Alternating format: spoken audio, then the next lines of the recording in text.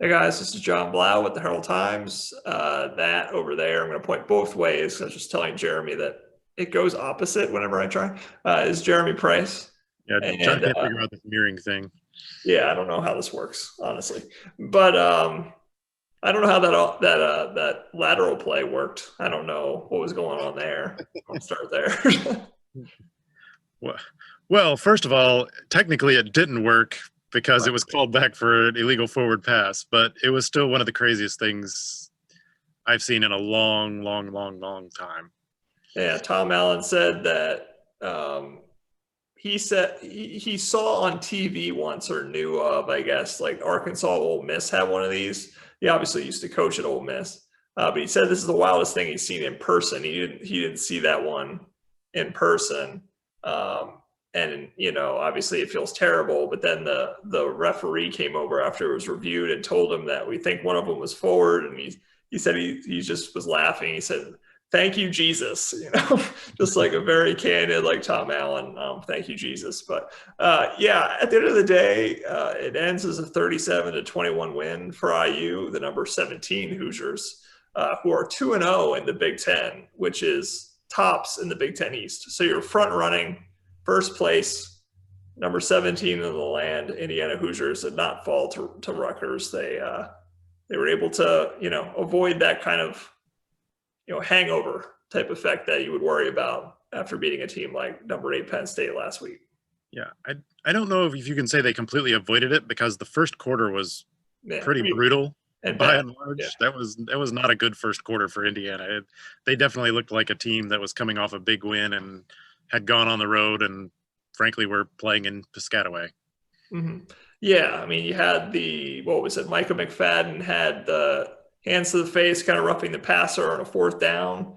It gives them new life. They score a touchdown, 7-0. Michael Penix starts off 3 of 10 passing. Not as bad as the week before when he was 11 of 27 to start the game. But at the end of the day, a lot of it was, again, early, not necessarily being protected all that well, Yeah. drops, things like that, making it harder on him. It did not seem really, honestly, it seemed like at Penn State that he was off at times and just missing guys. It didn't really feel like that as much today. But yeah, that and then the snap Harry Kreider over the head of Penix that takes you out of touchdown range. You have to kick a field goal at the end of the day. There was just a lot of stuff. I tweeted this. It felt like they were trying to check off every square in like the mistake bingo card. Like every mistake you can make on a football field it felt like they were trying to do. Yeah. I know obviously they weren't trying, but that's the Yeah, way it and looked. had the roughing the passer penalty that set up Rutgers' first touchdown when they had the stop. I already said that, Jeremy. I Uh, listed. I know. they, I know. It's such a long list that they it's had hard to keep track of everything I said. But and another roughing the passer. I mean, the dumb penalties and things. I mean, that's kind of the thing through this first 2 weeks is I mean, it's been a very imperfect first 2 weeks, but the results have been better than the style points, I guess you could say. right, because at the end of the day, if you looked at this before the season and said that Rutgers would be up 7-0, for a period of time, and then Rutgers would like come back and make things interesting, you would be really disappointed in that because of what happened last year and how bad Rutgers was. But this is a Rutgers team that just beat Michigan State last week, and that Michigan State team just beat Michigan.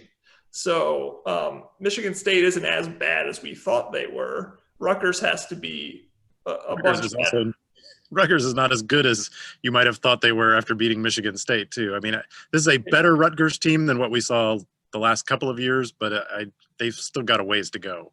I think. Right, but they have no Vedral who can make some plays at quarterback. Or Cruz is a decent receiver. I'm forgetting the guy's name on the defensive line from Michigan. Was it Dwumfer? How do you say his name? Dwumfer? Yeah, Yeah, something like that. Dwumfer. Yeah. I mean, he's a pretty nice player. He was blowing some things up on the interior for IU at times.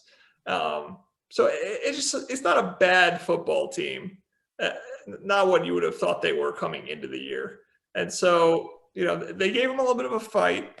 But I think the thing at the end of the day, again, we bring up Penix with his, absolutely lighting up and being on fire at the end of the game. But I think the biggest thing, and this was a takeaway from the Penn State game, was just the way the defense played for IU.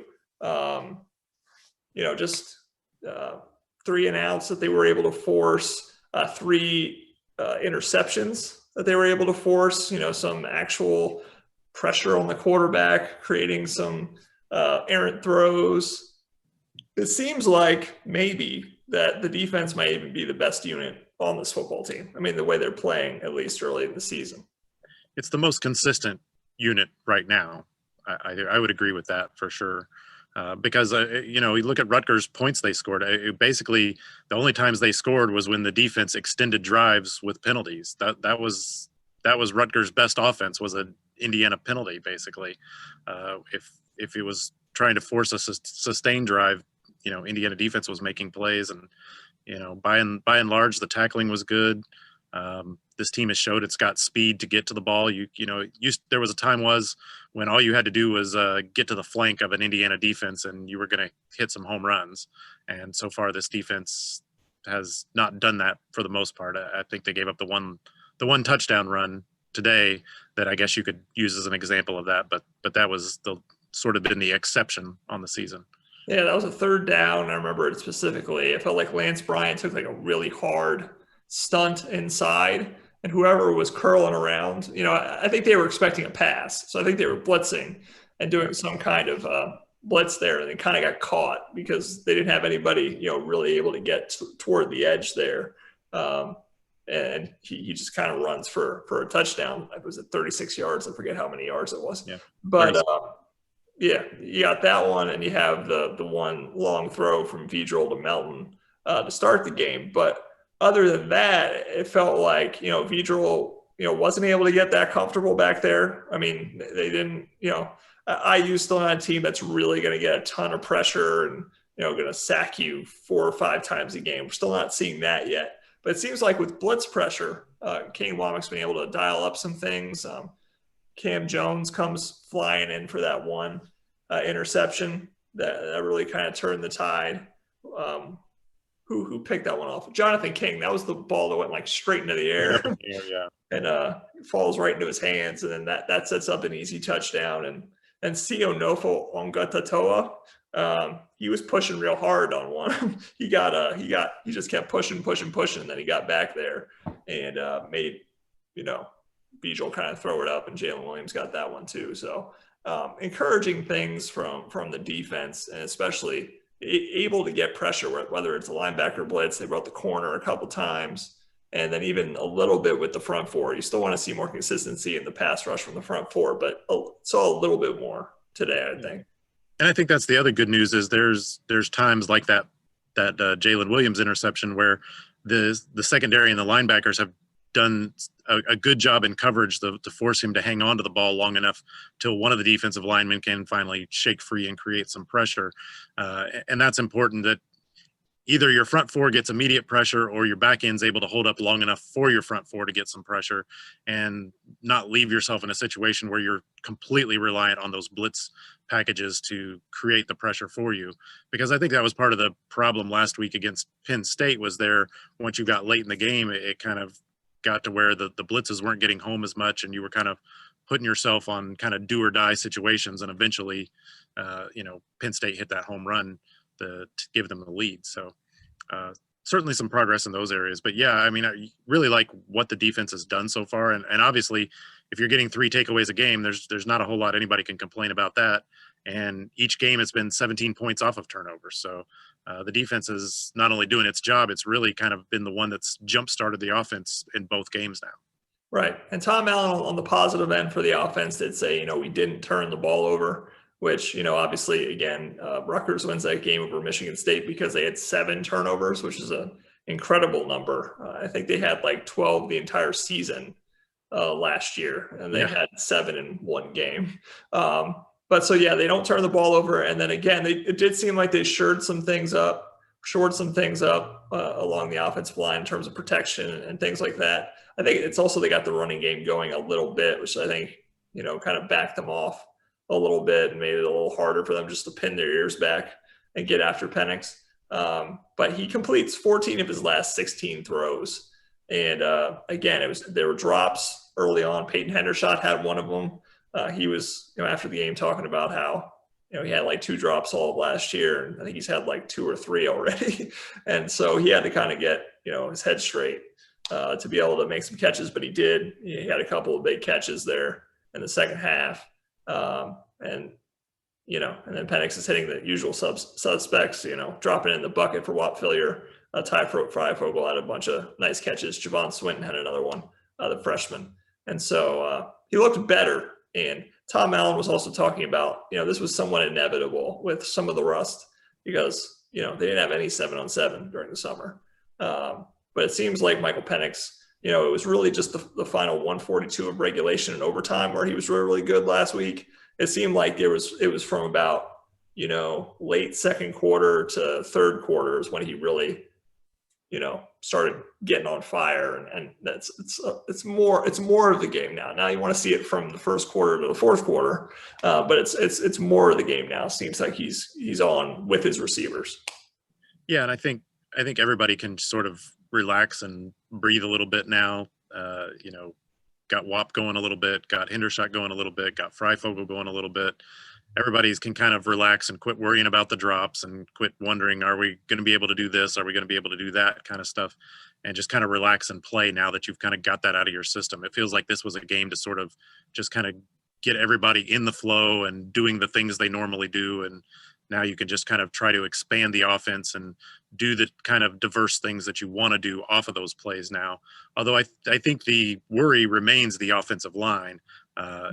They did get better as the game wore on today, but especially early on again today, they had some issues, and I think that's the real concern, especially as you're moving forward against a team like Michigan, is can this offensive line hold up both running the ball and passing the ball well enough for this Indiana offense to sustain drives.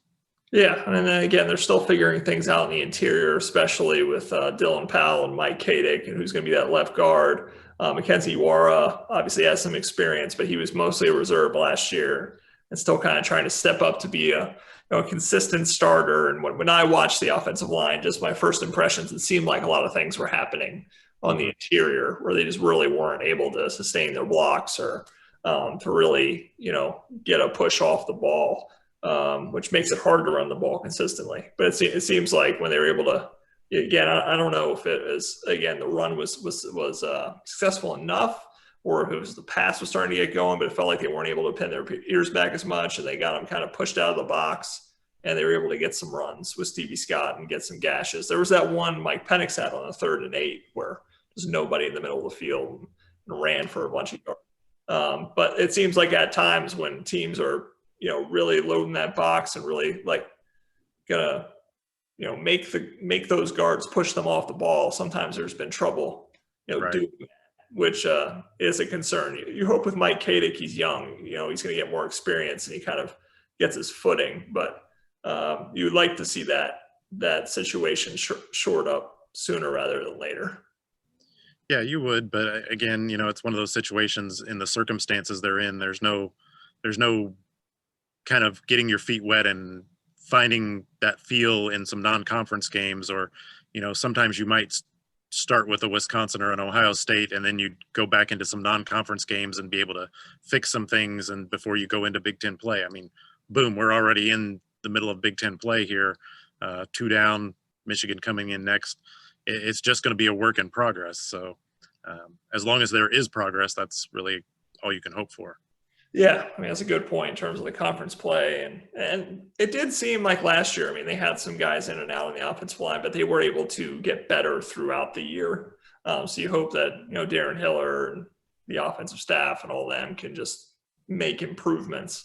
And like you said, Michigan's going to be a test in that regard. I mean, they always have bodies up front. I mean, they're Michigan, they're recruiting at a certain level, and that's, getting those guys. And usually that's where the difference is in those types of games. Obviously against Penn State, IU was able to hold its own for the most part, which is encouraging, but to show consistently that against the Michigans, Ohio States, Penn States are going to be able to win at the line of scrimmage and in the trenches, there's going to be another test of that next week. And we know Michigan's going to be pissed because they just lost a game to their in-state rivals. So, I mean, that's going to be a really interesting test next week.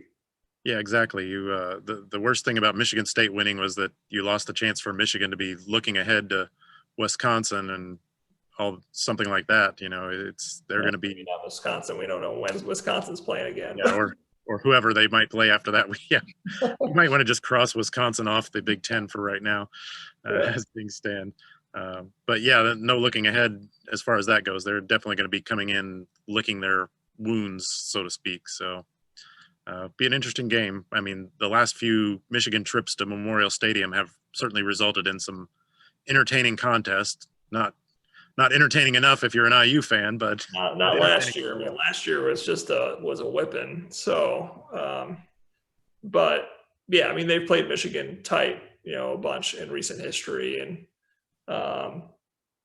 again, they just got knocked off. I mean, I know a lot of people in the preseason were even saying this is the year they thought IU would have a chance against Michigan. So yeah, they come in 2-0. They come in as the lead dogs in the Big Ten East. I mean, how surreal is that to be saying? I guess after 2 weeks of the season. It's definitely strange, but I don't know. Do it while you can, I guess.